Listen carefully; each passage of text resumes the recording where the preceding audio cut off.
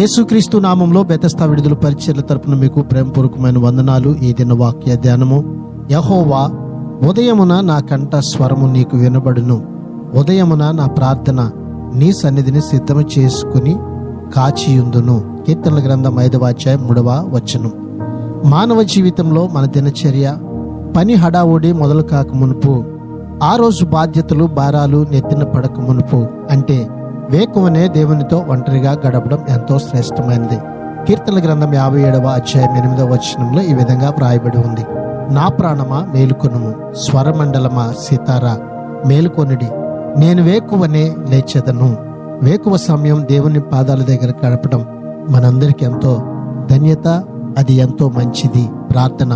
మమ్మల్ని మిక్కిలిగా ప్రేమించిన మా ప్రియ పరలోకపు తండ్రి యేసయ్యా, నీ మహాకృపను బట్టి ప్రేమించి మరొక నూతన దినాన్ని మాకు ఇచ్చినందుకు నీకు వందనాలు, స్తోత్రాలు చెల్లిస్తూ, ప్రతి ఉదయమున నీ సన్నిధిలో మేము గడుపుతూ ప్రభువా, మా జీవితాల్లో మేము ముందుకు కొనసాగేటువంటి ధన్యతని మా అందరికీ మీరు దయచేయమని యేసు పరిశుద్ధ నామములో ప్రార్థించి అడిగి వేడుకుంటున్నాము తండ్రి.